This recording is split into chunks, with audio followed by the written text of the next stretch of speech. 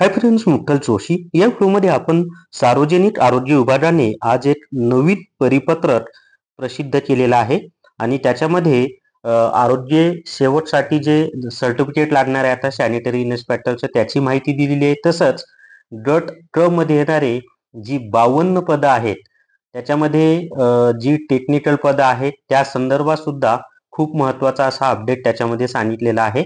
तर व्हिडिओ शेवटपर्यंत पहा. या व्हिडिओला सर्वांनी लाईक करा, शेअर करा आणि विठ्ठल जोश यूट्यूब चॅनल सबस्क्राईब करा. जर तुम्हाला जिल्हा परिषदेमधील आरोग्य शेवटच्या तांत्रिक घटकाची तयारी करायची असेल तर प्ले स्टोअरवरून विठ्ठल जोशी ॲप डाउनलोड करा आणि आरोग्य शेवट तांत्रिक प्रश्न ई बुक विकत घ्या. वन लाईनर स्वरूपामध्ये आहे आणि काही ऑब्जेक्टिव्ह प्रश्न सुद्धा दिलेले आहेत. IBPS पॅटर्न नुसार तयार केलेला आहे. तर या ठिकाणी पहा 28 मार्च 2024 या तारखेचं म्हणजे आजचंच हे परिपत्रक आहे. काय म्हटलेलं या ठिकाणी सार्वजनिक आरोग्य विभागाने कोणाला पाठवलेलं आहे तर आयुक्त आरोग्य सेवा मुंबई, संचालक आरोग्य सेवा आयुक्तालय पुणे व मुंबई, सहसंचालक आरोग्य सेवा हिवताप पुणे, उपसंचालक आरोग्य सेवा सर्व. विषय काय आहे तर सार्वजनिक आरोग्य विभागाअंतर्गत आरोग्य निरीक्षक किंवा आरोग्य पर्यवेक्षक बहुउद्देशीय आरोग्य कर्मचारी या पदाकरिता आवश्यक असलेल्या अभ्यासक्रम प्रमाणपत्राबाबत आणि दुसरा विषय आहे पॅरामेडिकल पदांसंबंधित आंतरवासियतेबाबत. हे दोन्ही गोष्टी महत्वाच्या आहेत. पुढे पहा. उपरोक्त विषयांच्या अनुषंगाने संदर्भ क्रमांक 1 वरील आता पहिल्या जो विषय आहे त्याचा आधी पाहूया. पत्रास अनुसरून कळविण्यात येते की आरोग्य सेवा आयुक्तालयाच्या अधिपत्याखालील गट क व ड संवर्गातील तांत्रिक व अतांत्रिक पदांसाठी शासन निर्णय दिनांक 16/2/2024 अन्वये नियुक्ती प्राधिकारी घोषित करण्यात आले असून सदर प्रकरणी घेण्यात आलेल्या परीक्षेतून गुणवत्तेनुसार पात्र ठरलेल्या उमेदवारांना नियुक्ती देण्याची कार्यवाही संबंधित नियुक्ती प्राधिकारी यांनी करावयाची आहे. सदर कार्यवाही करतानाच उमेदवारांनी सादर केलेल्या कागदपत्रांची पडताळणी करणे ही बाब नियुक्ती प्राधिकारी यांच्याशी संबंधित आहे.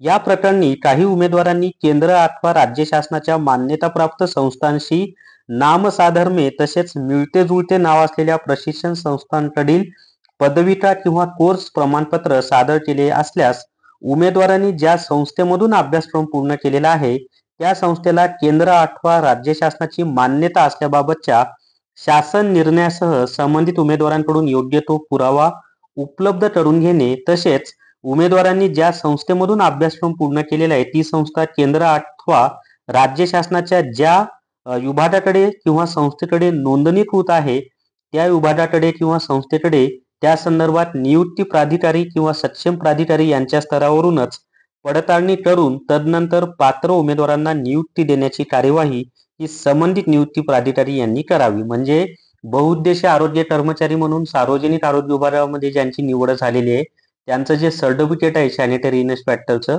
ते सर्टिफिकेट चेक करण्याची जबाबदारी त्या प्राधिकाऱ्यांकडे आहे. पण कुणाचं? ज्यांच्या नावामध्ये साधर्म्य आहे, ज्यांचे क्लिअर आहेत, त्यांना काहीच अडचण नाहीये. पुढे पहा.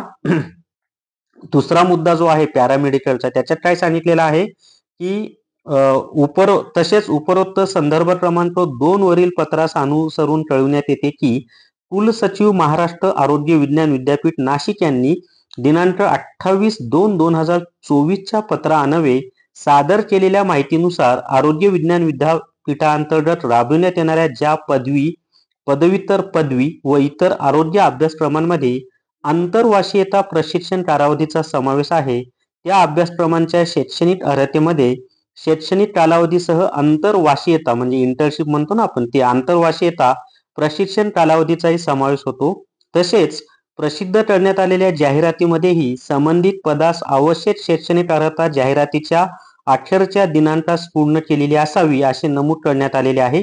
त्यामुळे आंतरवासियता प्रशिक्षण कालावधीचा समावेश असलेल्या शैक्षणिक अर्हतेशी संबंधित पदावरील उमेदवारांनी जाहिरातीच्या तारखेच्या दिनांकास आंतरवासियता पूर्ण केलेली असणे बंधनकारक आहे.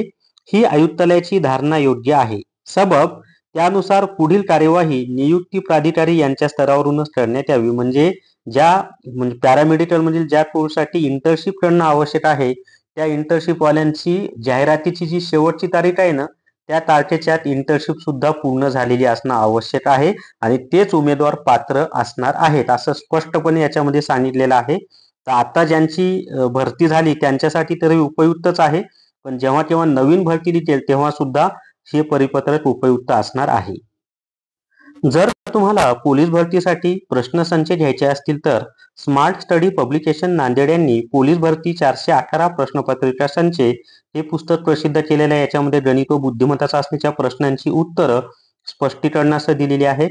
तसंच त्यांनी पोलीस भरती 95 प्रश्नपत्रिका संच हेही पुस्तक प्रसिद्ध केलेलं आहे.